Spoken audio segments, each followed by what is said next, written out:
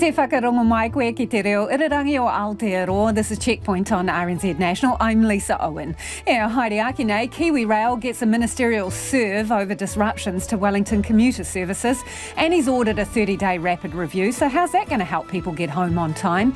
Michael Wood joins us to talk about that and the price of driving on a North Auckland road in the making. Warriors tickets and food vouchers, the giveaways to get stragglers to fill out their census forms with the deadline looming.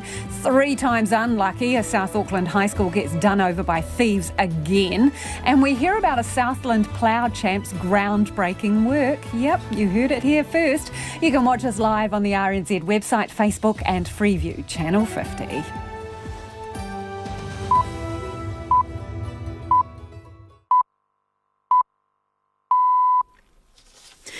RNZ News at 5 o'clock. Tēnā tātou, ko Evie Ashton tēnei. Prime Minister Chris Hipkins says KiwiRail has dropped the ball over its core responsibility to maintain the tracks. The review will look into the recent commuter disruption, which was caused by maintenance issues with KiwiRail's track evaluation safety equipment. The government wants to know whether KiwiRail is properly focused on delivering reliable commuter services, if its engagement with stakeholders regarding the breakdown was adequate, and what changes are needed to stop it happening again. The review period will be 30 days once an independent reviewer has been appointed. The government is launching a rapid review into KiwiRail following a series of equipment failures and major disruptions. KiwiRail executives were called to the Beehive for a please explain. Prime Minister Chris Hipkins says KiwiRail has dropped the ball over its core responsibility to maintain the tracks. Billions of dollars over the time that we have been in government have been put into KiwiRail for things like basic track maintenance. Lack of funding isn't an excuse. And so if they have one piece of machinery that they're reliant on, one would think that they would have taken steps to make sure they've got some backup in the event that something happens there. Metlink hopes to have a full train service back in Wellington on Thursday. People whose homes were damaged by Cyclone Gabrielle and the January floods will find out the future of their properties once the government has placed them in its new category system. The 3 categories range from needing simple repairs to never being rebuilt again. Lauren Crimp reports. After being assessed by councils, then insurance companies, a government assessment will now finally seal those properties' fate. Category 1 properties will simply be repaired or rebuilt. Those in Category 2 will need changes before they're livable again, like raising nearby stop banks, improving drainage or raising the property. But Category 3 properties won't be rebuilt because the risk of future flooding and death is too high. Cyclone Recovery Minister Grant Robertson says communities will be consulted before it's decided which category properties fall into. More torrential rain is on the way for storm-hit regions already battling to keep roads open due to slips after today's deluges. Some upper North Island regions have recorded almost a month's worth of rain in 2 days. Thames Valley Civil Defence Controller Gary Towler says 7 roads are closed locally with 3 new slips. The Coromandel it's still open, but only just in terms of people being able to get around. And these slips that we had predicted would cause us issues because of the fragility of the land. Slips closed lanes on both State Highway 25 and State Highway 2. There were 11,063 new cases of COVID-19 reported in Aotearoa in the week to midnight on Sunday, and a further 26 deaths attributed to the virus. The death toll from COVID now stands at 2,762. The Prime Minister leaves tonight for the UK to attend the coronation of King Charles. The delegation includes Governor-General Cindy Kiro and Leader of the Opposition Christopher Luxon. Chris Hipkins says a Downing Street meeting with British Prime Minister Rishi Sunak will be focused on trade. He'll also visit New Zealand Defence Force personnel training Ukrainian troops outside of London, where he'll announce additional support. The Turkish president says Turkish intelligence forces have tracked down and killed the leader of the Islamic State group, Abu Hussein al-Qurashi. Recep Tayyip Erdogan revealed the news in an interview broadcast on Turkish state television. Our national intelligence organization has been following the so-called leader of ISIS, codenamed Abu Hussein al-Qurashi, for a long time. This is the first time I'm announcing this news, that this individual was neutralized as part of an operation by the Turkish National Intelligence Organization in Syria on Saturday. The president gave no further details. In sport, Hamilton golfer Stephen Alker has scored an emotional win on the PGA's Champions Tour. Alker defended his Insperity Invitational title in Houston with a 4-shot victory. It was his first win since his longtime friend and caddy, Sam Workman, died in February. The win earns him $655,000. New Zealand's Scott McLaughlin has won the latest IndyCar race in Alabama. The Team Penske driver started 4th on the grid, just ahead of compatriot Scott Dixon, who finished in 7th place, with fellow New Zealander Marcus Armstrong coming from 26th to 11th. World Cup winning black fern Ruby Tui has spurned several overseas offers, including a code switch to remain with rugby union. The 31-year-old stepped away from the game after the World Cup, with the former 7-star also sitting out Super Rugby Aupiki. Tui says her decision ultimately came down to what was best for her mental well-being. I'm here to grow rugby. I think it's one of the greatest sports in the world. It's given all of us here beautiful, beautiful things. It's our national sport, and I'm here to not just grow women's rugby, all rugby in New Zealand. Meanwhile, Rugby Australia CEO Andy Marinos has resigned after just over 2 years in the job. And reigning NBA champions Golden State Warriors have avoided an early playoff exit with a 120-100 win over the Sacramento Kings, and will now play the LeBron James's LA Lakers in the Western Conference semi-finals. That's the news. Train chaos in the capital. Trains are pulling up, getting people on, who are then standing, cheek by jowl, and then the doors are slamming. Hundreds of people are being left stranded on the tracks because they can't catch a train. A furious transport boss. We're hanging on a very thin thread here if we are depending on one car to do this service throughout the country. I don't know what has actually failed. And KiwiRail says sorry. I'd like to apologise to all the commuters in Wellington for the disruption this will cause them this week. It is something that we're not proud of. Keeping you company on your commute. Morning Report, weekdays from 6 on RNZ National. And we're funded through New Zealand On Air. You're with Lisa Owen next on Checkpoint. Right now, the short forecast from Met Service to midnight, Tuesday. Northland, partly cloudy with isolated showers. Auckland, Waikato, Waitomo and Taumaru Nui, isolated showers. A heavy shower possible in the west tomorrow afternoon or evening. Coromandel and Bay of Plenty, rain at times with some heavy falls in the Bay of Plenty. Taranaki and from Taupo to Wellington, including the Central High Country, also from Gisborne to Wairarapa. Scattered rain spreading south today, then easing to isolated showers tomorrow morning, except in Gisborne. Marlborough, Nelson, Bulla, Westland and Fiordland, partly cloudy with isolated showers in the north. Rain spreading southwards this evening and tomorrow morning with heavy falls. Canterbury, Otago and Southland, areas of low cloud or fog about the east coast, clearing late tomorrow morning. Otherwise mostly fine with some high cloud, a few light spots of rain possible at times tomorrow. And for Kohu, Chatham Islands, cloudy periods. The time is coming up to 8 minutes past 5. I will have traffic news and headlines for you at 20 past 5. Ngā mihi, Evie. Tēnā koutou katoa, no mai haere mai, ki Checkpoint te tēnei rā. Commuter chaos, passengers left on the platform, a please explain from the Beehive, and a rapid review announced. The train schedule in Wellington has been slashed in half, and those services that are running are on a go slow because the one machine in the country used to check the tracks is busted. KiwiRail says it's had the crucial piece of equipment urgently fixed and it will be back out checking the tracks tonight. The Transport Minister has launched a review so KiwiRail learns from the experience, and we'll hear from Michael Wood shortly. But first, our reporter Somya Barmedi-Party reports. On the go slow train this morning, and these are the lucky ones who could get on a train at all. It's bloody ridiculous. Standing room only from Silverstream. Waterloo people couldn't get on. Petone, they didn't even open the doors. Kids have got school and, you can see the panic in their faces, really. I do wonder why we don't have enough contingency to cope with things breaking down. Why have they only got one for the whole of the tracks in New Zealand? I mean, how crazy is that? On Friday, KiwiRail announced the only track inspection device in the country was broken, meaning it couldn't run safety checks on the region's rail network. That means speed restrictions and fewer services on the tracks.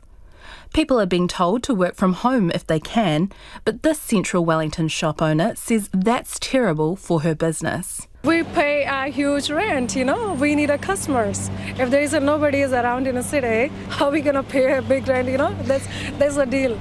Transport Minister Michael Wood says the mishap follows other disruptions. It's been less than 3 weeks since the KiwiRail-operated Kaitaki ferry has been back in service after it broke down in March.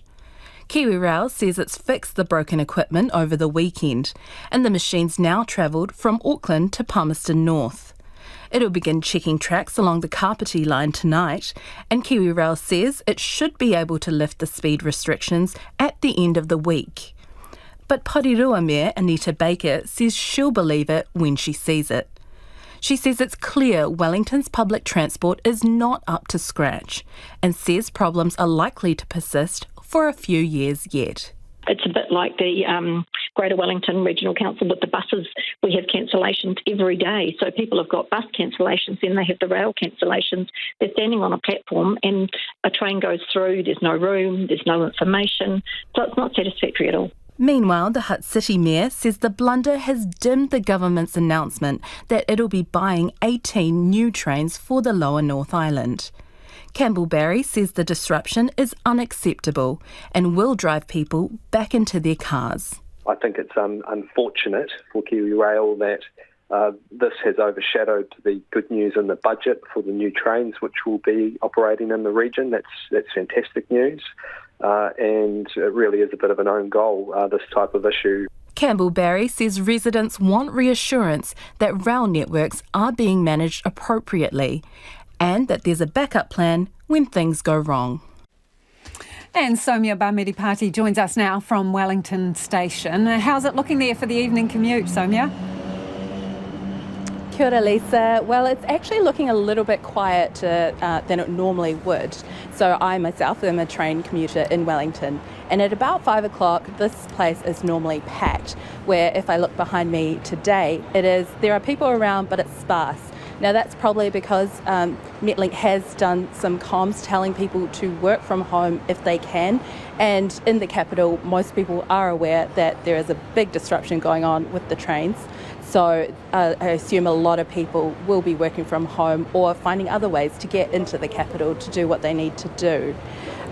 Earlier today, the Porirua Mayor, Anita Baker, told me that Mondays and Fridays are often days where people do choose to work from home. So she reckons that tomorrow the roads will be a bit more hectic as people do come into the city for work. Now at the train station, as you can probably hear, they are making loudspeaker announcements telling people about the disruption. They're saying that services have been cancelled, have been reduced. About half the services aren't running. Services that are running are packed, they're full, so people are being advised to be aware that they may not be able to get on a train even if it is running. Some brief respite though for commuters. We've just heard in the last 10-15 minutes that Metlink does hope to have services restored to their full timetable by Thursday. Now that's been brought forward a day. Earlier in the week, KiwiRail said that the broken mechanism wouldn't be fixed until the end of the week. But there's still Tuesday and Wednesday to get through with reduced services, so it is going to be more disruption to come. Thanks for the update, Somia. Somia Bamiripati joining us there live from the Wellington train station. It is 13 minutes after 5.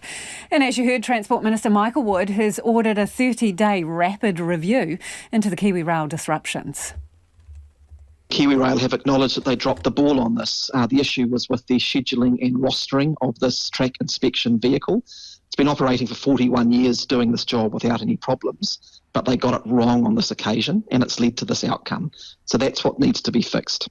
Our government's provided funding to KiwiRail, which means that they are now ordering an additional vehicle to provide further resilience within the system. But irrespective of that, this shouldn't have happened. There were errors that were made. It needs to be very clear what happened, and steps need to be put in place in the organisation so we don't have a repeat. So you called in some of the bosses for a please explain. Did you give them a telling off? Well, yes, I've spoken to the Chief Executive over the weekend and met with the Chief Operating Officer of KiwiRail today. I've expressed in no uncertain terms how bad this is, the extreme level of disruption it has created for Wellington commuters and the Wellington region more generally, and the fact that the government is extremely disappointed about this and that we need to see action so that it doesn't happen again. The Minister for State-Owned Enterprises, Duncan Webb, has also communicated directly with the Chair of KiwiRail as well. And as I say, we've set up, at his direction and mine, the rapid review, which is aimed at getting to the bottom of it and making sure that there are clear steps put in place so that there isn't a repeat of this episode. Shouldn't be this hard, should it, Minister? Why is it seemingly impossible to get consistent public transport in this country? Not just on rail, but on ferries and buses, and on we talk about this. Getting that reliability of public transport service is completely critical to reduce congestion and reduce our carbon emissions. I think most people are understanding that the last couple of years have created some disruptions that aren't anyone's fault. The impact of COVID, some of the challenges with bus driver shortages, which we are getting on top of now. But I think it's when there are unforced errors like this one that's what really frustrates people. So that's our clear message here, that we're going to get on top of that as quickly as possible, and we'll make sure that KiwiRail takes the steps that they need to. We're a government that's investing more. You know, on Friday we've invested in 18 new trains to make sure that there are more services, faster services in Wellington for train users in the city. So we're putting our money where our mouths are. We're rolling out a better public transport network. We need to make sure that infrastructure providers and operators provide the reliability that commuters deserve. It's been a busy day for you. You've announced that all Mahurangi Penlink, the road north of Auckland, it will be tolled. Is that money to pay for maintenance, or is it a way of restricting the number of vehicles using it? The money is for maintenance of the road. There are basically two reasons under our legislation that a tolling proposal can proceed. One is to speed up the construction of the road. The second is to support the maintenance of the road. So with this, which has been very well signalled, we will ensure that there is a good supply of revenue to make sure that the road is well maintained. How many trips is it estimated will happen on that road once it's open a day? Lisa, I don't have those exact figures in front of me, but it is a significant regional road that will support thousands of journeys every day through that critical corridor. The key thing in this area, for people who don't know it, is there's basically only one major road out of the Whangaparua Peninsula connecting to State Highway 1, which becomes incredibly congested and has a lack of resilience. This creates a second critical route, and it's why it's been so supported by that community. We're investing $800 million to build this road as part of New Zealand Upgrade. So it's a positive sorry to interrupt result. you, Minister, but if we could stick with the toll for a minute, right? So you're charging basically $3, we'll charge $3 at peak time, less in off-peak. That's a congestion charge. That's not a maintenance fee. Well, it's the way that the standard way that tolls operate in a number of places. And it's a way of making sure that we've got the revenue to support the maintenance of this road. That's something that we've consulted on with the community, and in fact we've somewhat changed the proposal from what was consulted on in response to that feedback. But we know that right across our transport network we are going to have to look hard at making sure we've got the revenue to look after the assets that we have. Through this proposal we can do that. It means that the people of Whangaparua can have confidence that this important road will be well maintained in the years ahead, and there's a flow of revenue to do that. At what point does that two-lane road reach its maximum capacity? And by that I mean where you lose the time advantage of using it, because this is to cut time off your journey. You've estimated that to be about 20 minutes shorter using this road once it's open. How many cars on the road before you lose that time advantage? The modelling that we have from officials is that there is decades of capacity in this road to serve the needs, and that's with the tolling option that's there as well. Decades when it was 4 lanes, Minister. How much now that it's you using a 2-lane model? Decades with the current road that we are building. You are right in noting that when there is a toll on a road, that can have some effect of reducing demand, because people do think about whether they want to pay the toll there. So it serves that useful secondary purpose as well. The key thing about any toll road in New Zealand is that we can only put a toll road in place if there is an alternative free route. So people on the peninsula will always have the option of using the existing free route. I put it to you, Minister, that this toll is about preventing the road becoming obsolete too soon because too many people are using it. It's a congestion management tool rather than a maintenance tool, isn't it? Well, no, there are only two reasons under our legislation that a toll can be put in place. That is to bring forward the building of a road or to support the maintenance of it. And that is primarily what this toll is for. As we've just described, people will think probably more carefully about their use of it in light of the toll. And that demand management isn't a bad thing, but the primary purpose is to make sure there's sufficient revenue to maintain the road well. And that's Transport Minister Michael Wood. It is 19 minutes after 5. Some of your feedback coming in on the trains in Wellington.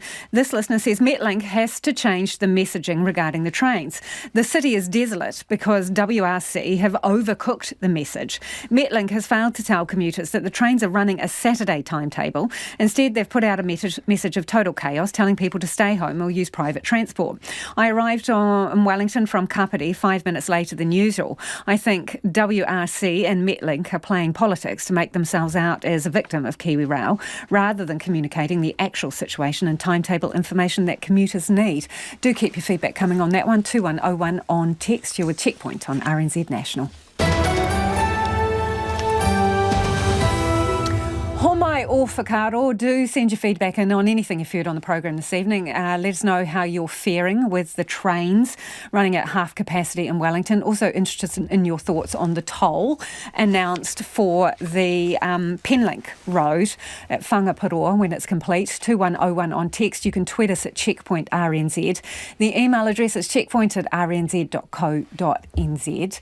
Evie is standing by with the headlines. Ko Evie anō tēnei. The Transport Minister says that he's told KiwiRail in no uncertain terms how disappointed the government is following severe disruptions to Wellington commuter services this week. The government has announced a rapid review of KiwiRail to determine if it's properly focused on delivering reliable commuter service. Michael Wood told Checkpoint the government had told the transport operator that it needed to see action to make sure it didn't happen again. He says the government had put billions of dollars into the company to ensure such disruptions didn't occur. KiwiRail now says that it hopes services should be back to normal on Thursday, one day earlier than expected. The government has introduced a new category system to assess the risk for homeowners affected by Cyclone Gabrielle. Properties will be assessed by local councils, then insurance companies, and finally the government under the system. Category 1 properties can simply be repaired or rebuilt, while those in Category 2 need changes made before they can be lived in again. Category 3 properties won't be rebuilt because the risk of future flooding and death is too high. And police are investigating reports of a gunshot in West Auckland.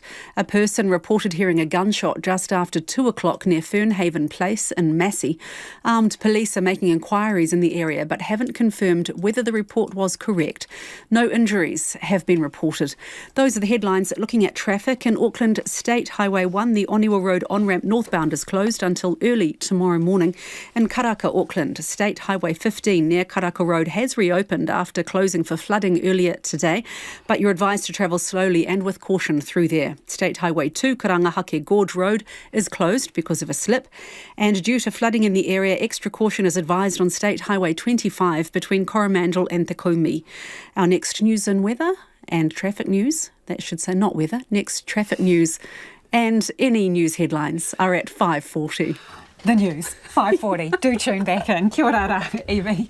Hamilton golfer Stephen Alker has scored an emotional first win of the year on the PGA's Champions Tour. Alker defended his Insperity Invitational title in Houston with a 4-shot victory.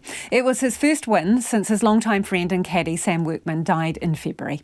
It's huge. You obviously see the emotion on 18 there, but I just saw a sea of orange today, and just reminded me of Sam. I mean, I had my son on the bag. I mean, doesn't get any better than that. And sports reporter Felicity Reid is in the studio now. Felicity, what's the importance of the sea of orange that he referenced there? Yeah, so that sea of orange is that Sam Workman was a Texas native and he was a huge fan of the Houston Astros, the baseball team. One of their main colours of their uniform is orange. And so a lot of Workman's friends and family were down at the golf course during this tournament to support Alker, and they were wearing the orange of the Astros. And so that was quite, Steve could see it when he looked up and see that. And a lot of the players were also wearing Houston Astros, like the little logos on flags on their equipment as well, so that he could see that, and it was a little bit of an honour to his caddy who he'd been with since 2019 and he had passed away in February. So that was when Steve was here in New Zealand earlier this year for the New Zealand Open. That was the first tournament he'd worked without workmen. And so there was discussion at the time about who would replace him as caddy. And as you heard in there as well today, that he had his son Ben on the bag for the first time. That's not bad when Dad's shooting 5 birdies in a 7-hole stretch, finishing 15 under, holding off American Steve Strickler and Scotland's Colin Montgomery. You think maybe Dad will let you caddy again? Absolutely. And another Hamiltonian has won big in the US today. Tell us about Scott McLaughlin's IndyCar victory. Yeah, so Scott McLaughlin won at the IndyCar Grand Prix in Alabama. That was his first win of the season and his 4th IndyCar career win. It was, he'd started on 4th and he had to get past former Formula One F driver Romain Grosjean. So he'd started behind him. There was a little bit of beef from between these two in the season opener. They'd clashed, hit the tyre barrier, So this time round... Well, exactly. So seeing these two battling again for another title, it was a little bit interesting, but he'd got past Grosjean with 19 laps of the 90-lap race to go, and he put that down to the team's fuel strategy. So it was a 3 pit stop strategy, which he called a happy driver strategy. So he now moves up to 4th in the season standings. That was 6 places up from where he started. But there's also another Scott, the Scott Dixon, a New Zealander in there as well, and he started just behind McLaughlin but finished 7th. And Marcus Armstrong in his first season finished 11th. So that leaves Dixon 8th in the standings and Armstrong 17th. But the timing of McLaughlin's win, that's pretty good. The May is a big month in IndyCar. It's at the end of the month is the Indy 500. So to have got a win at this point, it was his first one of the season. So he's been knocking on the door basically during the season. But to go into May with a win, that's a great confidence boost for somebody like that, because he describes the Indy 500 as the best race in the world. Thank you, Felicity. Felicity Reid there with our sports news. Stats New Zealand's been giving away free Warriors tickets and food vouchers to coax people into completing the census. But it can't say exactly how much it's spent on incentives as the deadline to fill out the forms approaches. Its target is 90% of the population, but the completion rate is currently only 86%, or 4.4 million people, with the main cut-off looming this Wednesday. Census and Collections Operations Deputy CEO Simon Mason believes there's some distrust around filling out the forms. It's not been without its challenges this time around, and that probably follows the COVID response for vaccinations as well, and other things. Trying to get people to engage with government is quite a hard thing to do, but a very important thing to do. Sorry, Simon, can you just explain that to me? Do you think that people's relationship with the government has been changed by the whole COVID response and vaccinations, or they're just both equally as hard? Well, what we're seeing internationally is that response rates are dropping, and New Zealand, sadly, is no exception. We know from our non-census surveys that they've been reducing over, in fact, many years, but we have seen a slight increase in the COVID period as well. So why don't people want to give you their information? Oh, there's many reasons why people don't want to give us their information. Some of them are a little bit worried about privacy and what we'll do with the information. And of course, we don't share people's personal information with anybody. We only publish aggregated statistics about their general well-being, not about individuals directly. So, and the information is protected by law. So sometimes that message just doesn't make its way through. Tell me about the incentives. I saw the thing for the Warriors, right? You got tickets if you came along and did your census, and they were given food vouchers. How many of those did you give out? So we only had a maximum of 2,000 tickets to give out and 2,000 food vouchers, and all of the tickets were allocated in advance of the game. So by and large, our community-based events of this being just one example have been very successful. In fact, when I've gone along to these events, there's many people that have come along and said, I've never done a census before, tell me a bit about it, and then they've got stuck into it. So it's been actually really successful part of our engagement. How much you were spending on incentives, like tickets and food vouchers? I don't have the specifics to hand for how much we've spent with the Warriors and other events, but by and large we give away between $25 to $30, maybe a slight upwards on food vouchers and their vouchers to local supermarkets and the like. So what other schemes have been running in terms of incentives? So those have been the main ones where we've been giving away food vouchers and the Warriors, but we've also been partnering with a number of different organisations and iwi at these community-based events, and some of those people have come along and they've been able to get a sausage and a bit of kai while they do the response. Right, so if you didn't fill out your form on the day that you were supposed to, you were incentivised to come along by getting a Warriors ticket, which could be worth anything from like about $20 to $40, plus a $25 food voucher. I mean, where's the incentive or reward for the people who did what they were asked to?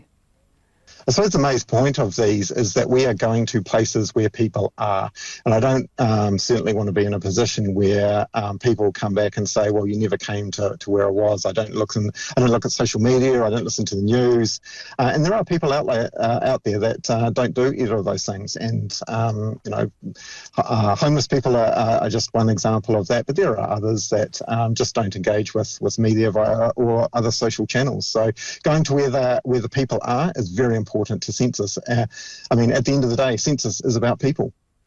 So, people who may not know or it's passed them by is one thing. What about the people who are being obstructive and purposely not filling it out? Are you going to take further action? Yeah, there's, sadly, and this does happen every census, there are people like you've described, and unfortunately we end up prosecuting some of those people, and they could face a maximum of $2,000 fine through the courts. So, Simon, will you be taking prosecutions this census? Yes, we will. And just before you go, will you make that target of 90% in the time frame that you have? I certainly hope so. We're on track to hit the 90%, but these last days are crucial. So if you haven't done your census, jump onto census.govt.nz to do it. Otherwise, give us a call on 0800 Census and we'll send you out some forms if that's your preferred option. And that's Census and Collections Operations Deputy CEO Simon Mason there. It is 5:30. Kia mau tonu mai. You are listening to Checkpoint on RNZ National. It's time for the business news now. Ko taku hoa e Naianei, ko Kim Moody, who joins us from Christchurch. Kim, flights between Auckland and China are ramping up. Tell us more. Kia ora, Lisa, that's right. So Air China and Air New Zealand today announced they're ramping up flights between Shanghai and Auckland to daily from Wednesday this week. What this means is a few things for a few different people. What it means for us is economic growth. China, and especially Chinese visitors, are great news for our tourism industries. I've got a stat here because I thought it was worth mentioning. When we talk about international visitors, in 2019, which is pre-pandemic, of course, all of our measures are now, Chinese visitors were our second largest international visitors, behind Australia, of course. They brought in $1.5 billion and 450,000 visitors came in.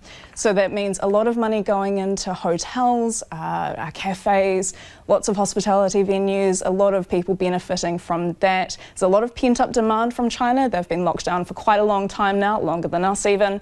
And there's a lot of people wanting to come and visit. Of course, also means great things for our exports. We're an exporting nation. China's our biggest customer. Most of our exports, when we talk about dairy, beef, fruit and veggies, they're flown, most of it is flown via air freight to places like China and then to overseas. So hopefully some more options there for our exporters. Of course, also for people with friends, family, whānau, living here, living in China, haven't seen each other for a few years, it's a great chance to catch up. Yeah, it's interesting because that's on the back of obviously increased flights to America as well. And then government and business sectors saying need to do more to boost the country's productivity. Who says that? The Productivity Commission says that. Basically, they've done a report looking at what's changed since they did their last report in 2019. They found not much has changed. So when they look at these really big companies, we're talking about people like Fisher & Paykel, like big scale, big exporters, big earners for New Zealand. They looked at basically how they run, how they're doing, and I've got another stat here. They said that these big firms, on average, they're 45% behind the productivity of other high-performing small advanced economies. Basically, that's 45% they need to be making up or we're going to be left behind. Now, the Productivity Commission has gone back and said, OK, what's changed in 2 years? Not much has changed, apparently. There's a lot that needs to be done. How are we going to do that? As my colleague said, it's more investment, more money, more talk. You need to have companies collaborating together.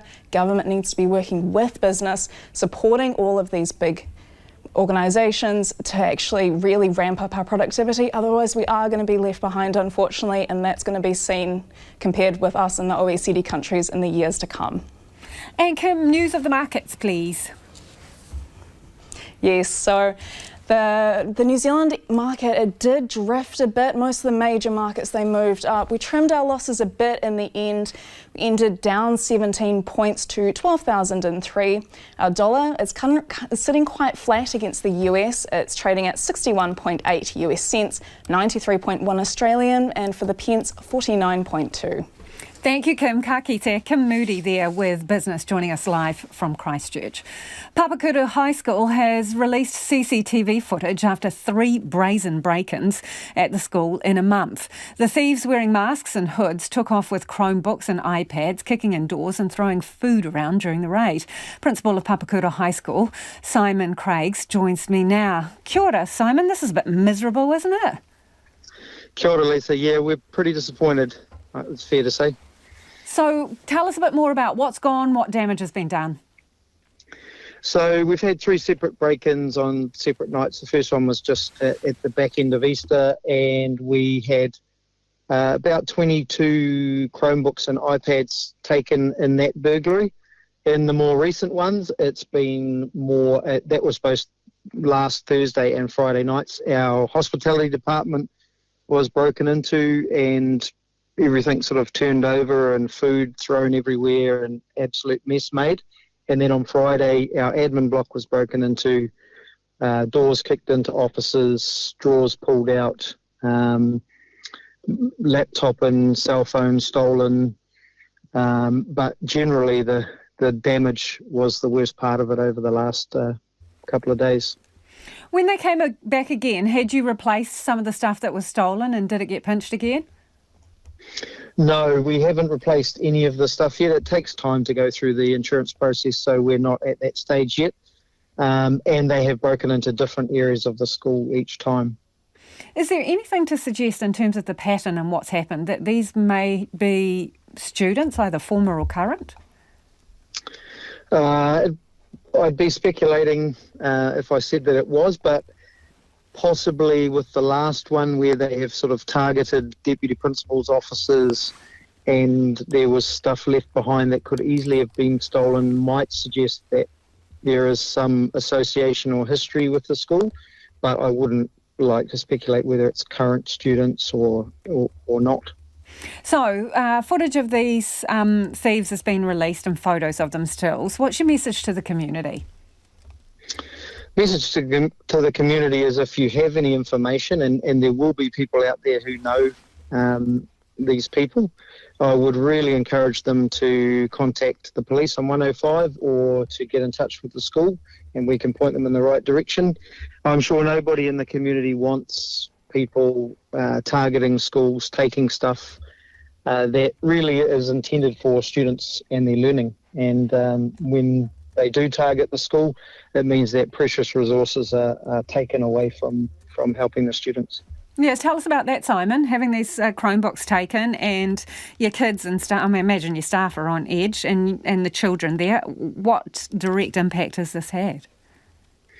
So probably the biggest impact has been on the morale of the staff who've had their offices broken into and their teaching areas. So on Saturday, for example, all of our deputy principals and admin staff who had their offices kicked in were in cleaning up the mess. They would be targeted, particularly those offices where there was stuff that could have been taken and it wasn't. That's such a suggestion, I guess, that it might be personal. Really appreciate your time, Simon. Best of luck in getting this solved. That's Simon Craigs, is the principal of Papakura High School. They have been hit 3 times in their school in the last month, and there's CCTV footage. I'm sure we'll put it on our webpage. They're looking for clues to who these people are. More torrential rain is on the way for storm-hit regions already battling to keep roads open due to slips after today's deluges. Some regions have recorded almost a month's worth of rain in 2 days as an atmospheric river lingers over the upper North Island. It's bringing unseasonably warm temperatures and humidity. Amy Williams reports. Access to the Coromandel has been on again, off again this year. Thames Coromandel Civil Defence Controller Gary Towler says 7 roads are closed with 3 new slips on the network. The Coromandel it's still open, but only just in terms of people being able to get around. Slips closed lanes on both State Highway 25 and State Highway 2. The Coromandel region is being warned to prepare for more heavy rain, and Mr Towler says planning is underway. We've got some respite tomorrow, which we've got in labours to tidy up the local slips that we have and get ourselves ready for the rest of the week, because based on the forecasting, we could have another 7 days of really bad weather coming our way. NIWA meteorologist Chris Brandolino says parts of Northland have recorded almost a month's worth of rain in the past 2 days. He says that's just the opening chorus. A couple places we'll have to watch. One is the Bay of Plenty, maybe even parts of the Coromandel, but I think probably the Bay of Plenty has the greatest odds for seeing significant rainfall over the next 24 hours. And the other one is the west of the South Island. From Wednesday, Mr Brandolino says the atmospheric river will be more formidable. This river of moisture is originating from the tropics, and it's transporting fuel, which is water vapor, moisture, into our neck of the woods.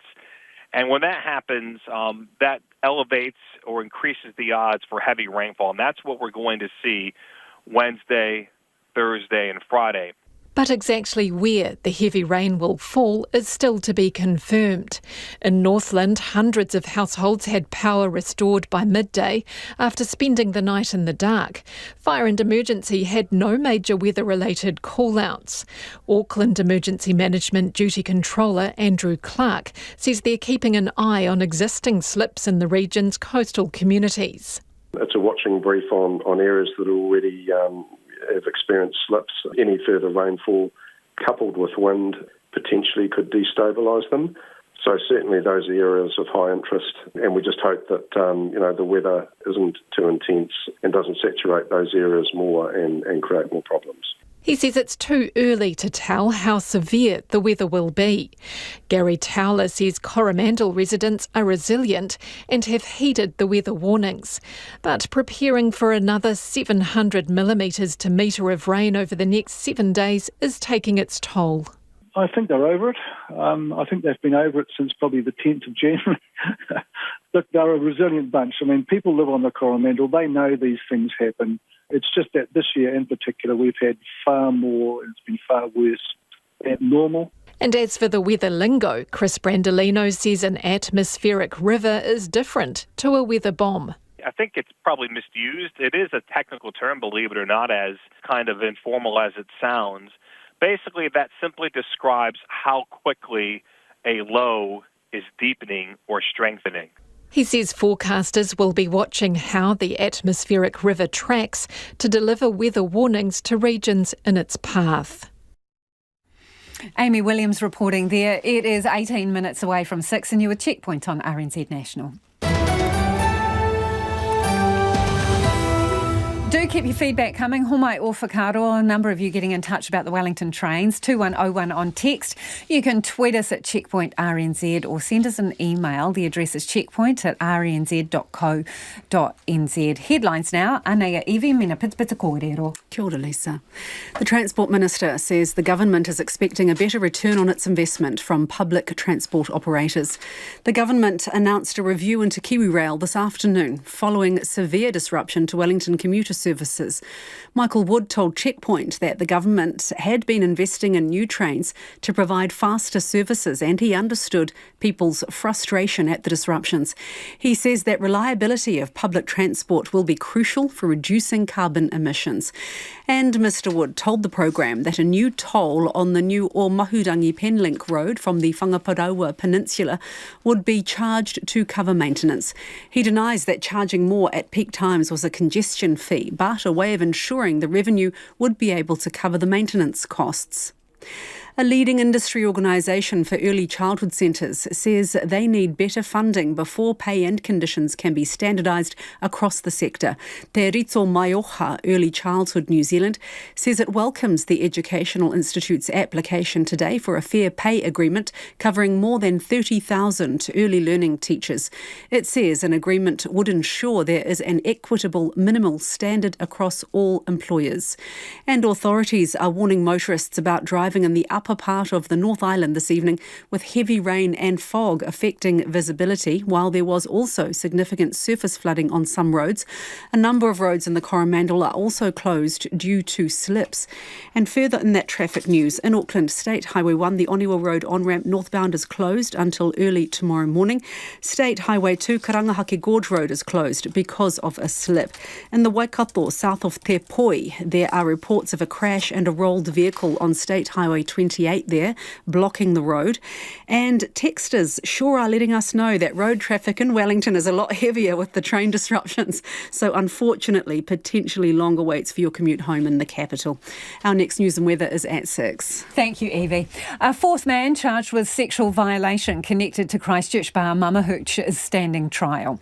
The accused is friends with two other men found guilty last week of a raft of charges, including rape and drugging women at the same bar. A third man was found guilty of supplying a Class B drug. Reporter Adam Burns was at the Christchurch District Court today and joins us now. Kia ora, Adam. The court heard and saw a video of the complainant's police statement. What did she have to say? Yeah, kia ora, Lisa. So this stems back to about a month after the alleged incident took place in 2018. So this woman, who we can't name, recounted a Saturday night with a friend out in August 2018. The pair went to a few bars around Christchurch before ending back at Mamahooch in the central city.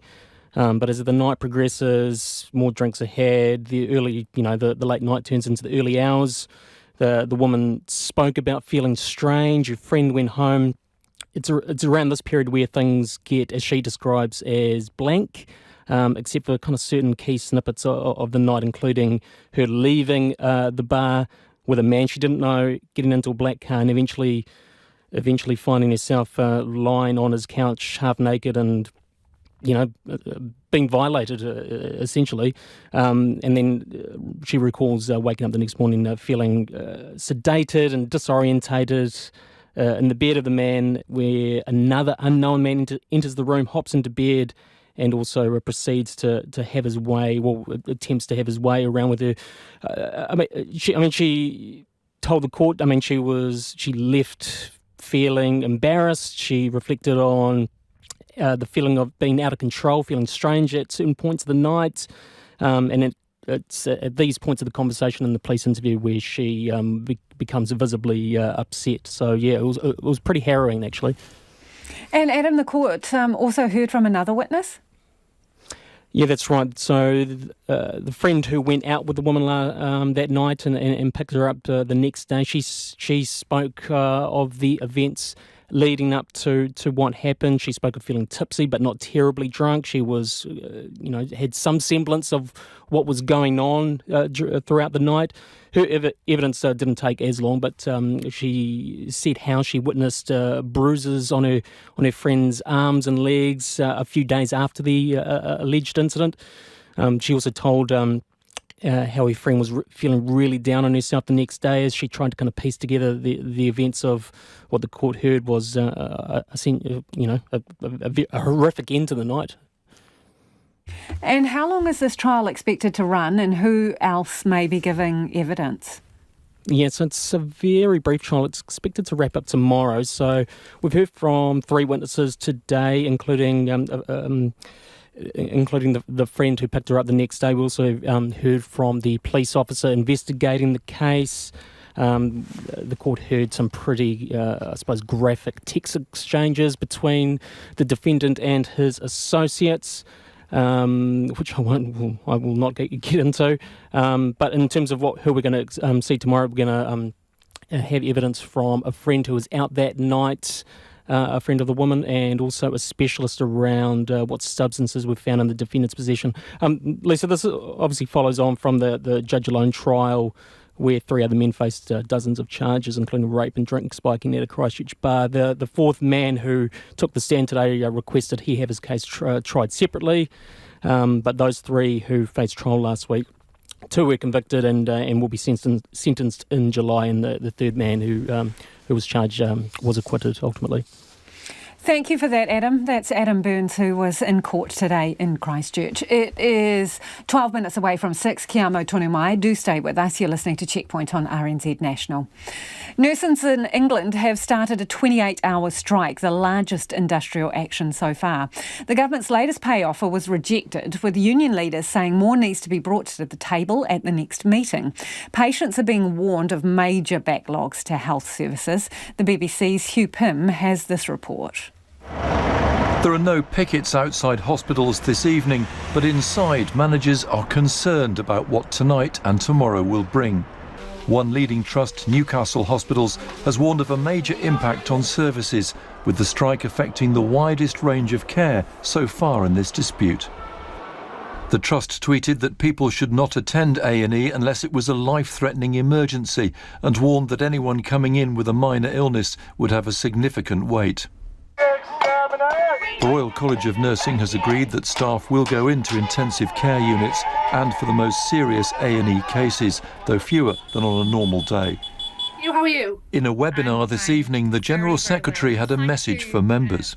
Colleagues, if you get a call like that from your employer, I am asking that you please attend work. It is for our patients. Earlier, she defended the escalation of the union's action. Let's not scare the public by saying that nursing is being reckless on this one day of strike. They most certainly are not. We will stand by our patients. That's what this strike is about. It's about standing up for our patients and saying we need to get a better NHS. What do we want? Rianne is a senior nurse in Leeds. She says the latest strike is another indication of how low morale has sunk. 25 years I've worked in the NHS and I've never seen or felt anything like this. Never. It's heartbreaking. Absolutely heartbreaking. Soul destroying. It's horrible. And none of us want this for patients. Some other unions, including those representing ambulance staff, have backed the pay deal offered by the government in England. And all of them will meet on Tuesday to formalise their position. We will now get together on Tuesday. The NHS Staff Council will meet to vote on whether it accepts the agreement that we negotiated with them. I think it's right to wait for the NHS Staff Council to come to that decision, and I think this strike is premature and is disrespectful to those trade unions that will be meeting on Tuesday. The Unite union has rejected the pay offer, and members will be on strike at some hospitals and ambulance services on Monday and Tuesday. If ministers are told there's majority union support, the offer will be implemented. But that won't stop some continuing with industrial action if they wish.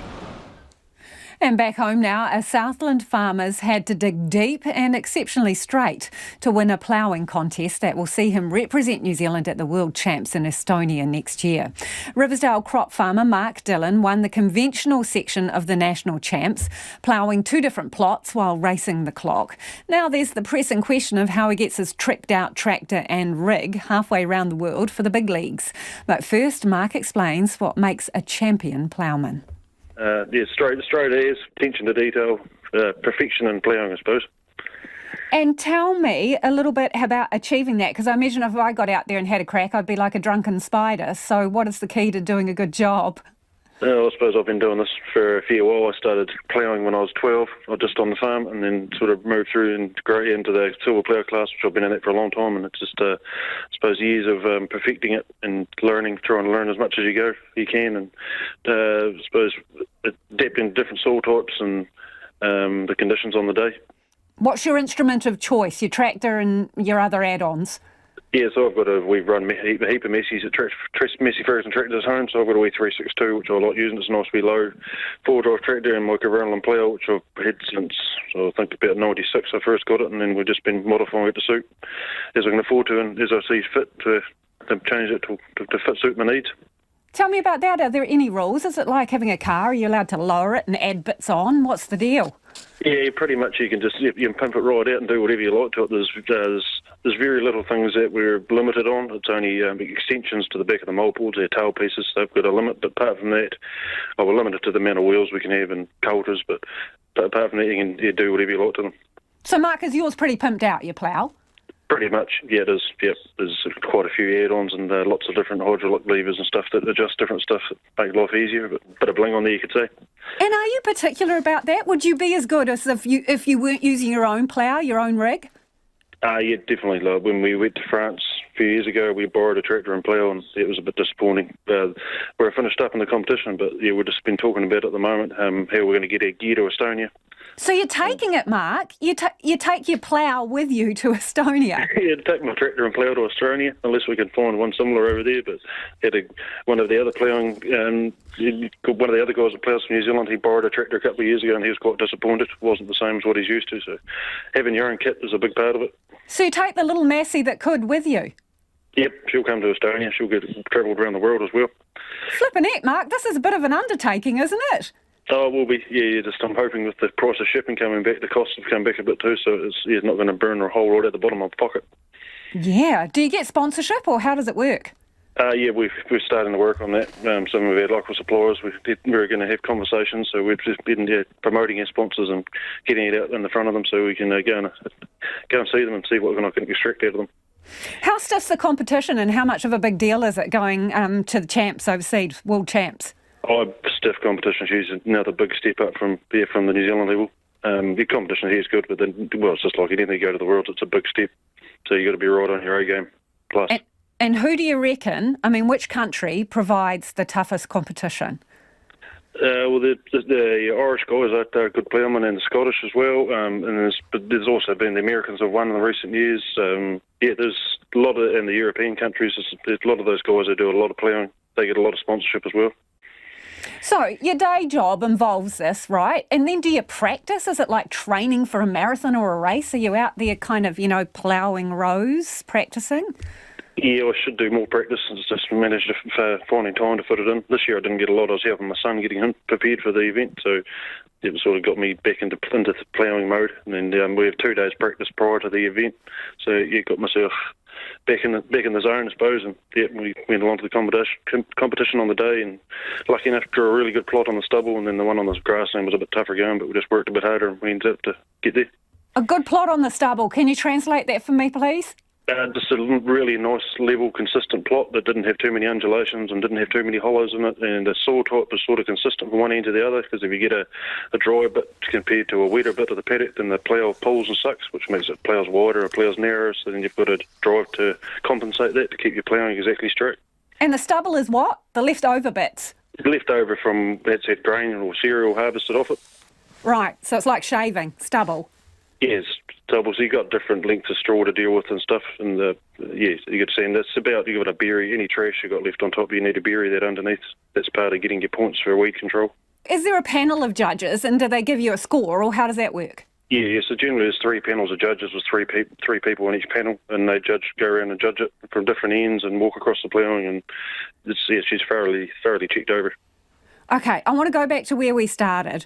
Getting a straight row. You're sitting up there on the tractor, and I don't know, hello, I'm a city girl. I'd lose perspective of whether I'm going straight or not. How do you actually plough a row dead straight?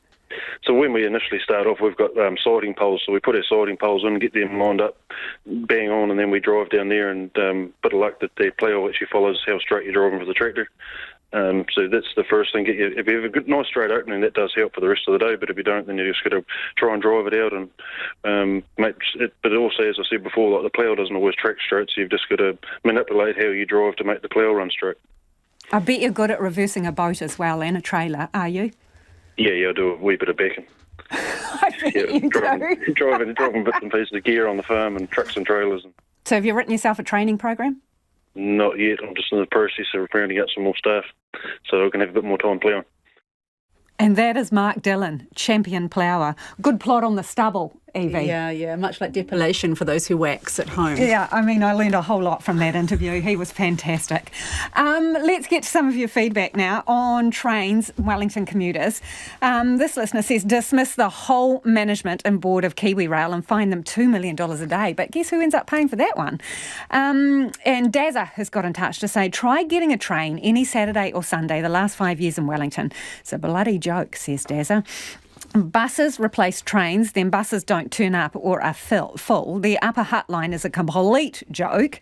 KiwiRail getting a tune-up is well overdue, he reckons. Maddie's got in touch to say, questions to be asked of KiwiRail.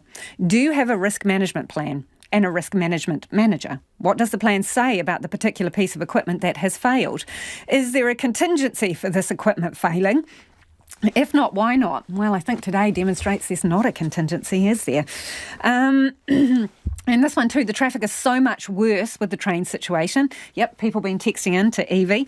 Getting around the city, I wish there was a helicopter to show it. Also, the emissions the extra cars will be making being on the road. Well, we don't need to send a helicopter as well. That would just add to the problem, wouldn't it? Someone else says, if the trains are fewer and slower, could KiwiRail not add more carriages to the trains? That seems like a good idea, that are running to relieve congestion and avoid abandoned passengers. Yeah, I don't know if someone can tell us the answer to that. On incentives for filling out the census form, this is people who were getting Warriors tickets and there were grocery vouchers, $25 plus, to coax people into filling out the forms. Anthony from Dunedin says, sorry, why are these people rewarded for being late to do the census? Yet the people who have done it on time get nothing. Perverse disincentive, is it not, says Anthony. And on Penlink, this is the road that's still to come. There will be a toll on it. James says, is the fuel tax going to be used to pay for the maintenance on Penlink? RNZ News at 6 o'clock. Tēnā tātou. I'm Evie Ashton. The Transport Minister says an urgent review of KiwiRail will make sure the state-owned enterprise is able to provide the reliable services it's supposed to. The review comes after a specialist rail track evaluation car broke down, forcing the cancellation of a number of services in Wellington. It'll look at whether KiwiRail is properly focused and what changes are needed to stop the issue from happening again. Michael Wood says the disruption experienced by commuters isn't acceptable. I've expressed in no uncertain terms how bad this is, the extreme level of disruption it has created for Wellington commuters and the Wellington region more generally, and the fact that the government is extremely disappointed about this and that we need to see action so that it doesn't happen again. KiwiRail says it accepts the review and has repeated its apology for the disruption. Meanwhile, the massive disruption for thousands of Wellington train passengers should be over on Thursday. Only half the usual services have been running. Metlink, which operates the train timetable, says KiwiRail has fixed the specialist car and has promised to finish track inspections on Wednesday. It says passengers will have to put up with limited services for the next 2 days, although extra carriages are being added to try to ease congestion. People whose homes were damaged by Cyclone Gabrielle and the January floods will find out the future of their properties once the government has categorised them. Cyclone Recovery Minister Grant Robertson says properties will fall into one of three categories. Category 1 properties can simply be repaired or rebuilt. Those in Category 2 will need changes made before they're livable again, like raising nearby stop banks, improving drainage or raising the property. And Category 3 properties won't be rebuilt because the risk of future flooding and death is too high. Mr Robertson says communities will be consulted before they decide which category properties fall into. People in the North Island and some parts of the South Island can expect more heavy rain throughout the week, but Met Service has lifted its warnings for Northland, Auckland and the Coromandel as the front moves south. Forecaster Gerard Ballum says the storm is moving very slowly and could linger over the central North Island for most of the week. Waikato and the Bay of Plenty are currently the centre of the storm. Waka Kotahi's Kara Lauder says there's flooding on some roads and low visibility. In terrible weather, you absolutely should have your lights on when you're driving around. You never know when a tree's going to fall down in front of you or the person in front of you is going to brake urgently. So definitely extend your following distance. So also keep as far to the left as you can because somebody else coming the other way might be having to avoid the tree or a small slip or a dog. Ukraine says air defence systems have been repelling missile attacks in the early hours in the Kyiv region. Air raid alerts were issued throughout all of Ukraine by emergency services.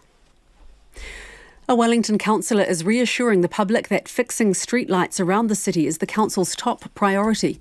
A huge street lamp described as the size of an armchair fell near a busy walkway yesterday on Bowen Street. The lamp isn't council-owned, but it's currently in the process of fixing 17,000 faulty street lamps liable to falling in high winds. Pukehino Lambton Ward councillor Tamitha Paul says the council is working quickly for the public's safety. Almost every councillor has asked lots and lots of questions to figure out the public safety component of it, and we're going to be working really hard to prioritise removing the adapters in the most vulnerable areas, so high wind corridors and areas that are more vulnerable to weather. 17 street lamps had fallen around the city before the council ordered an urgent investigation. The friend of a woman who alleges she was sexually assaulted in a flat while two others watched has described seeing bruises on her friend's arms and legs in the days after. A man is facing trial in the Christchurch District Court on a charge of sexual violation following a night out at the Christchurch bar Mama Hooch in 2018. The man, who has name suppression, is denying the assault. The woman alleges she was violated on the man's couch while an unknown man and woman watched on. The court heard how the woman and the friend had been at multiple bars, including Mama Hooch, earlier in the night. The Early Childhood Council warns some early learning centres will shut down if a proposed funding overhaul goes ahead. The Education Ministry has suggested a new system that better reflects the cost of staffing at early learning centres. Council Chief Executive Simon Lauber says centres that employ a lot of teachers with less experience would lose funding. At the moment, if you keep the funding the same and you're just reallocating it, what you are doing is you are going to lead some centres will no longer be viable. So that's one of those outcomes. You know, they will just have to close. If that's part of the plan, is closing parts of the early childhood sector, well, this would achieve it. And the traditional annual May Day parade in the Cuban capital Havana, a major event in the Communist Party calendar, has been cancelled due to fuel shortages that are crippling the country's economy. The BBC's Will Grant is in Havana. This is a key date in the Cuban Revolution's calendar, and they wouldn't cancel it lightly, let's put it that way. It's an extremely important and symbolic event when thousands of workers that march past the leadership in Revolution Square is sort of intended to show a sort of eternal bond between the people and the socialist revolution. Some people go willingly, others, those who have state jobs, are obliged to go and are bussed in. Now, because the fuel crisis is so bad, they simply can't supply the transport required. That's the news. I'm Catherine Ryan. On 9 to noon tomorrow, first of its kind research into single parents paints a picture of discrimination, often from government agencies. New Zealand's privacy watchdog says it's time for pushback on how agencies collect and use Kiwis' data. Historian Paul Moon on Auckland through the 20th century, and South African choreographer Andrea Shermerly on creating the Royal New Zealand Ballet's new look, Romeo and Juliet. With me on 9 to noon on RNZ National. And we're funded through New Zealand On Air. You're back with Lisa Owen next on Checkpoint. Right now, the short forecast from Met Service to midnight Tuesday. For Northland, partly cloudy with isolated showers. Auckland, Waikato, Waitomo and Taumarunui, isolated showers. A heavy shower possible in the west tomorrow afternoon or evening. Coromandel and Bay of Plenty, rain at times with some heavy falls in the Bay of Plenty. Taranaki and from Taupo to Wellington, including the Central High Country, also from Gisborne to Wairarapa. Scattered rain spreading south today, then easing to isolated showers tomorrow morning, except in Gisborne. Marlborough, Nelson, Bulla, Westland and Fiordland. Partly cloudy with isolated showers in the north. Rain spreading southwards this evening and tomorrow morning with heavy falls. Canterbury, Otago and Southland, areas of low cloud or fog about the east coast, clearing late tomorrow morning. Otherwise mostly fine with some high cloud, but a few light spots of rain possible at times tomorrow. And for Rekohu, Chatham Islands, cloudy periods. The time is coming up to 8 minutes past 6. I will have news headlines for you at 6:30. Kia ora rā e ho. Nau mai ho hoki mai, this is Checkpoint, ko Lisa Owen tēnei. A long-promised Auckland highway will cost motorists who want to drive over it. The Ōmahurangi Penlink connection is set to open in 2026 and will connect the Whangaparaoa Peninsula to State Highway 1. It will shave 20 minutes off the drive time, but will cost $3 a pop at peak times. Some locals say the new highway shouldn't be tolled, and others are annoyed it's only one lane each way. Finn Blackwell and camera operator Nick Monroe have the story. For residents in Whangaparaoa, a reduced commute into the city sounds like a dream. But this dream comes with a price tag. It's really a bit excessive, I think. I thought it's going to be $1 maximum too.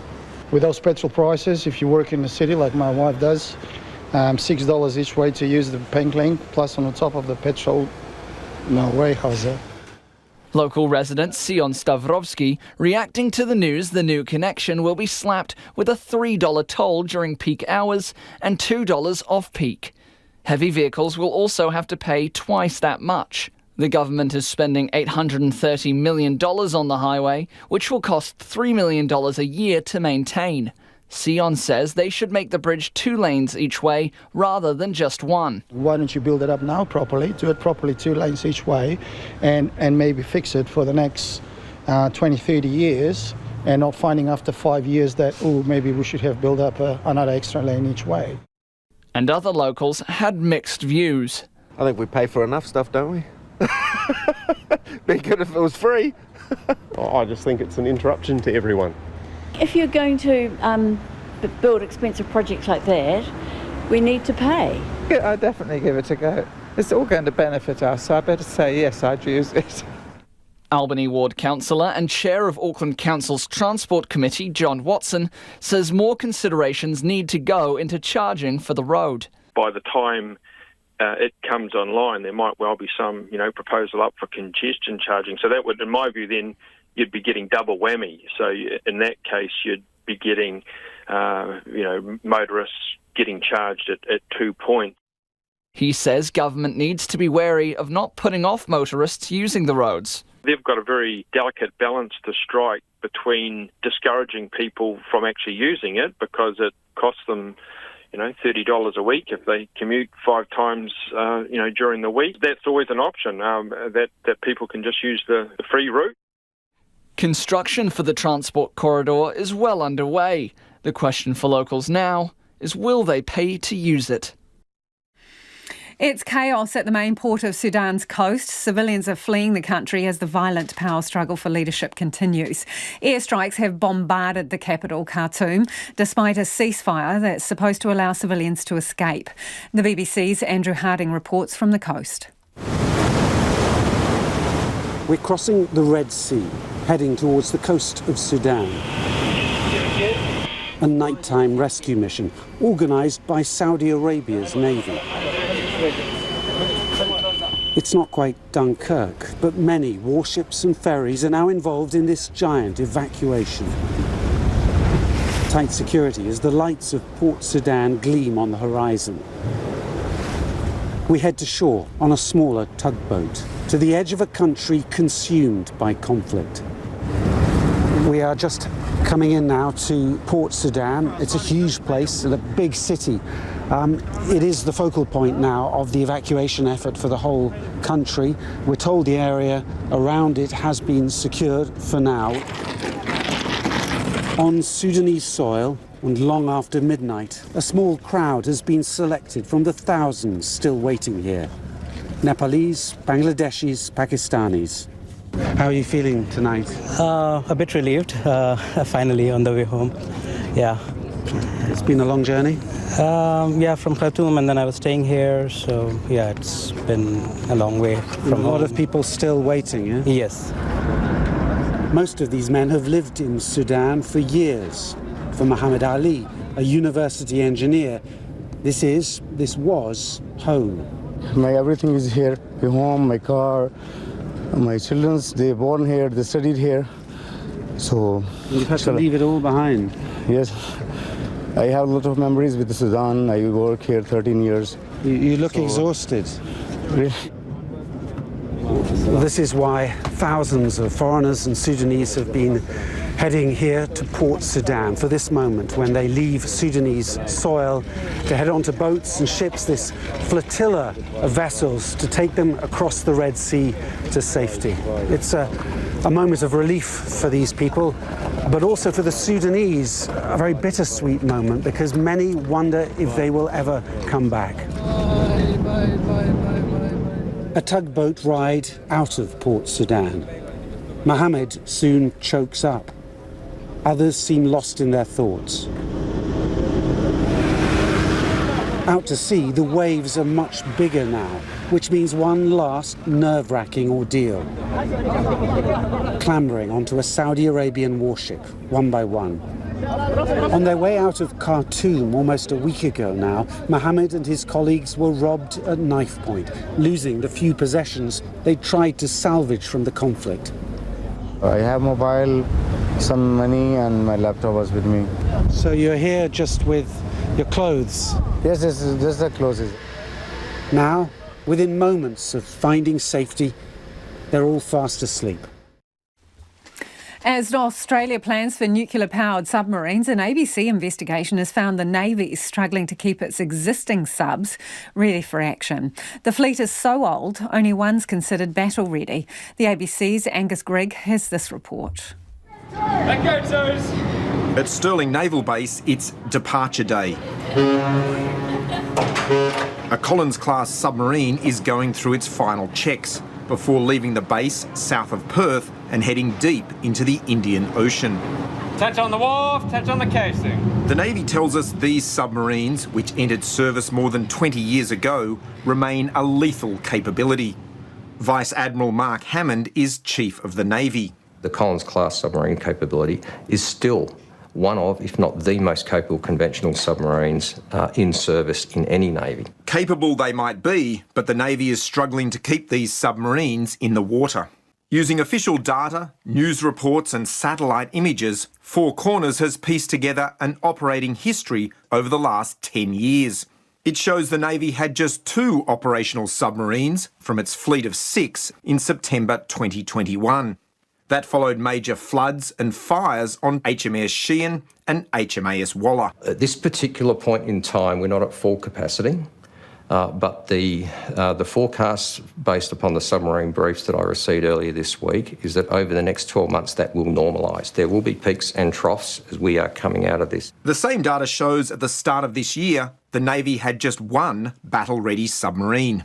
We are coming out of the shadows of the COVID-19 pandemic, where there have been maintenance period overruns associated with closed borders, supply chain issues, and in some cases, workforce challenges. So we're not over the hump yet. Former Defence Department analyst Marcus Hellier says more frequent safety and maintenance issues are the Navy's new reality as the submarine fleet ages. We have to keep Collins going. And again, all the attention, is on the nuclear future. We can't lose sight of the Collins fleet. It's going to keep a lot of money to keep Collins going. It's going to be ageing, it potentially becoming more unreliable, spending less days at sea.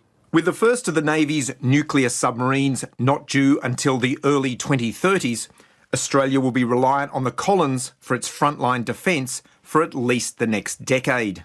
Defence Minister Richard Marles concedes this is not ideal, but says it's the only way to avoid a gap in Australia's submarine capability. It's not much of a plan, though, is it? Well, it's something of dealing with the capability gap, but it's not a great answer. In Sydney, a 25-year-old man is heading to court after attacking a football referee at a local game.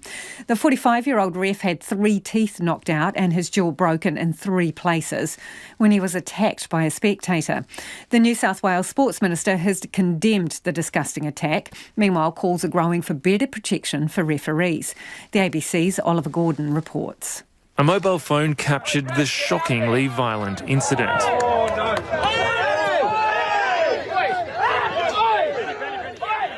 The footage, now being shared widely on social media, shows an agitated man in a black singlet striking the defenceless ref, Kota Yagi.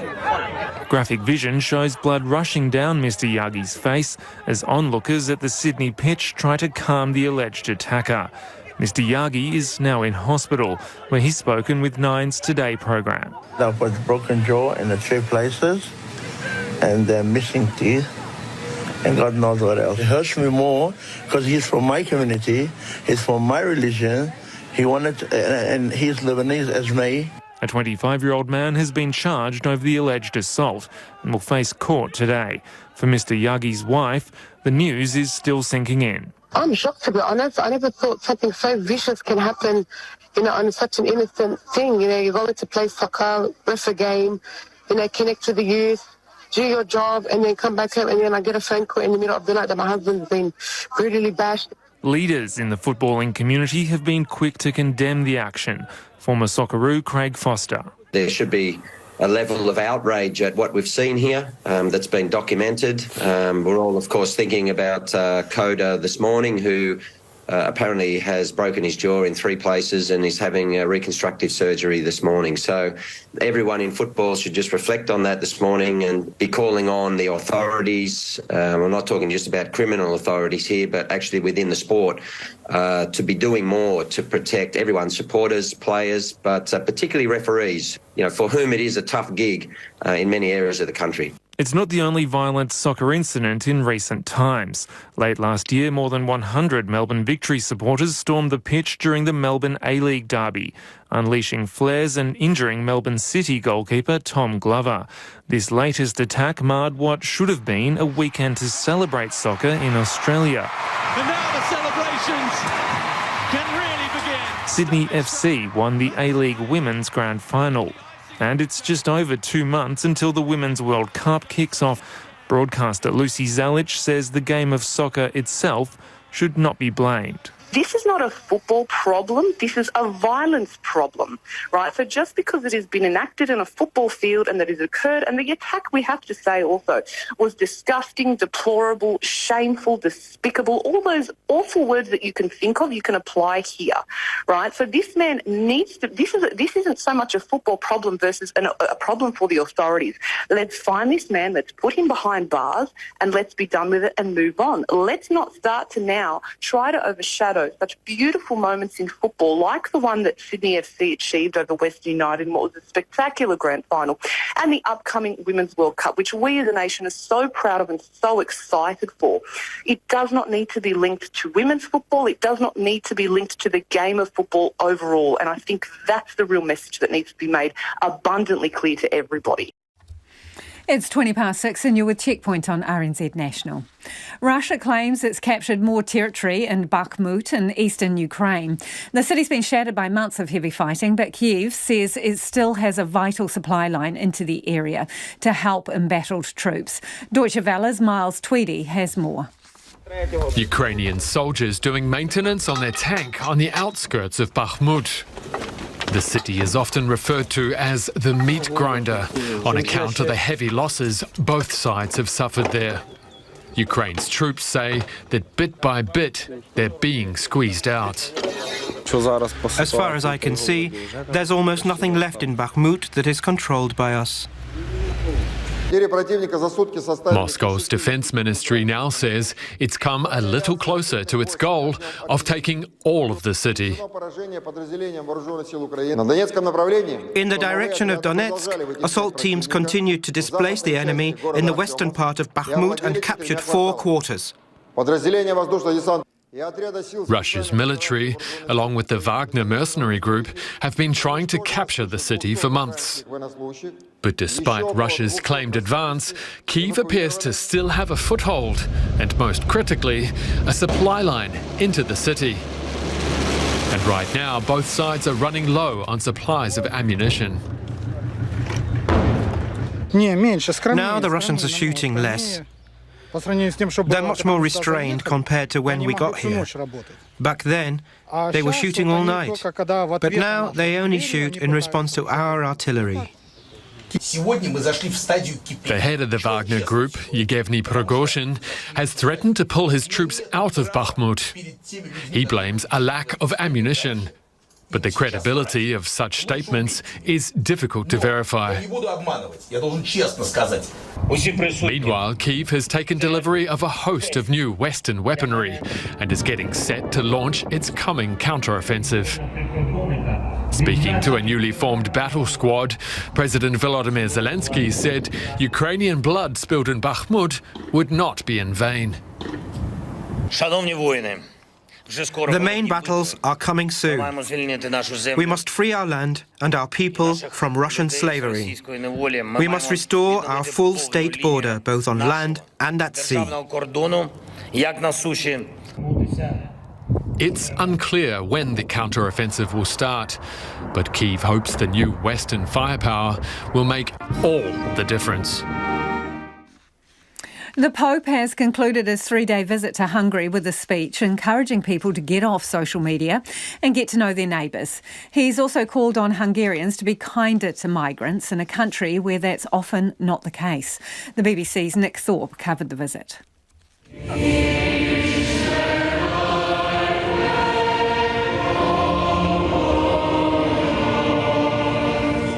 In warm spring sunshine, Pope Francis arrived in Kossuth Square in Budapest to celebrate Mass with a congregation of tens of thousands.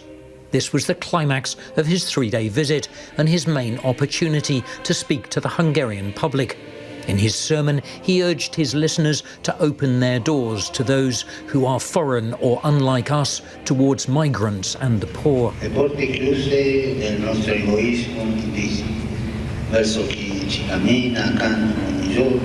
It was a bold message in a country where government policy has made migrant a pejorative word.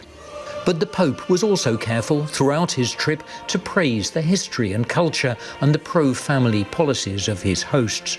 He finished with a prayer for peace for the tortured people of Ukraine and the people of Russia. The UK is gearing up for the coronation of King Charles and Camilla on Saturday, and memories of the last one in 1953 have been flooding back. The BBC's Mark Easton reflects on history and looks ahead to the momentous day. In a golden coach, there's a heart of gold, riding through old London town. East End royalty. It's the Pearly Queen of Hackney. Pearly Queen Jackie Murphy was just 12 when she sang in a show on Hackney's Wilton estate to celebrate the 1953 coronation. With cloth in short supply, she and her younger sister wore outfits made of crepe paper. What would I have seen all around me on Coronation Day? Bunting everywhere, loads of flags and mums chasing the kids about. Oh, it was just lovely, really. EastEnders street parties provided the source material for a famous essay on the meaning of the coronation. The authors saw it as an act of national communion in which the people of the United Kingdom became more sensitive to the values which bound them all together. But does the coronation 2023 hold the same meaning? Do the people of the East End see it as more than an opportunity for a knees up and a day off work? It's our history. And I don't think there's anywhere in the world that have got the history that we've got with our monarchies. Does it make you feel special? Very. Oh, I think so. Yeah, I think we can be a bit, uppity-puppity about it. Celebrations in East London's Coronation Road drew photographers back in 1953. Today, not so much evidence of local enthusiasm. But at the primary school that backs onto Coronation Road, well, here anticipation is tangible. The coronation to us is it's the start of a new era. Since Queen Elizabeth has sadly passed away, we'll have a new heir to live up to her legacy and make our country a better place. It makes me happy because I know that I get to see a ginormous event happening. I love royal history. I really like it. It's about identity. It's about recognising that we are all British and the mantra of the British values. Coronation footage found in Hackney Council's archive depicts a 19th century built East End, since largely demolished to make way for modern housing for the Elizabethan age. The 60s Lochner estate is busy planning a street party for their new king. How do you feel about this coronation? I can't get as excited about it as I did when I was younger. You know, it's not the same. I don't know. Well, you're out here making crowds, you know, you're part of the community effort. Yeah, well, that's about it. Lorenzo, you have a particular role in this coronation, do you not? I'm the food man. The food man? Chicken man, the jerk chicken. Everybody on our estate will come out and enjoy Lorenzo's jerk chicken, and, you know, we'll have a communal table that we all contribute to. Now, there are polls suggesting that Britain hasn't yet got excited about the coronation, but look around and you'll find communities preparing to celebrate something that reflects a shared history, shared customs, and shared values. Despite, or perhaps because times are difficult, people want to hang out the bunting for what binds them together. Some of your feedback before we head off on the trains in Wellington. This listener says, in Tokyo, they check the entire rail network every night and fix problems immediately before they become bigger problems. Once every year, over the year, all things using the line are completely stripped down to the last bolt to check for any wear or damage and put back together, as it is recognised that the rail system must run uninterrupted.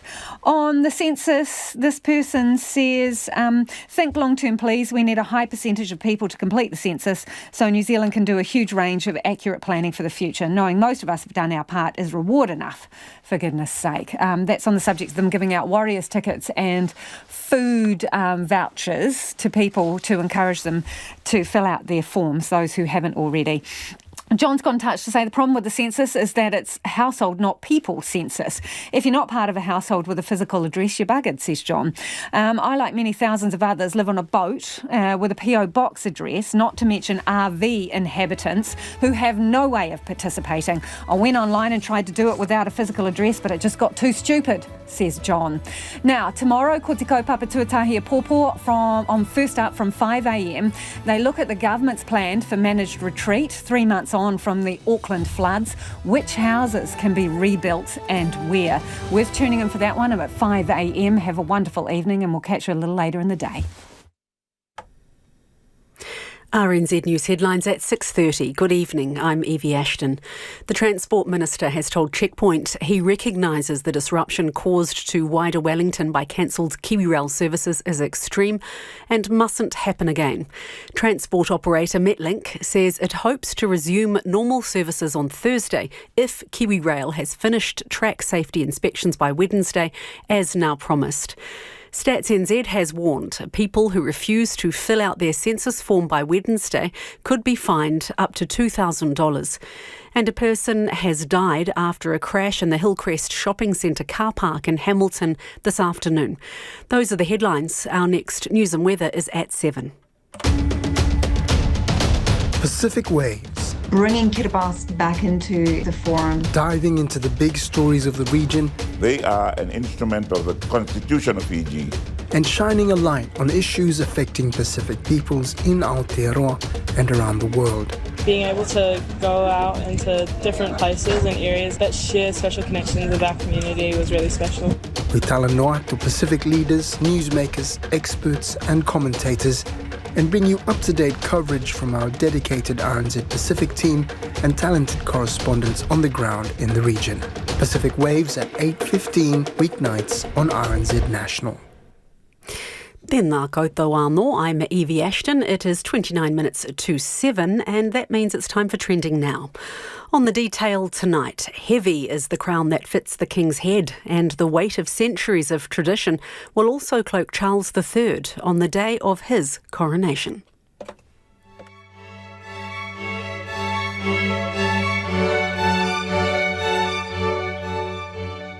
Kia ora, I'm Sarah Robson and today on The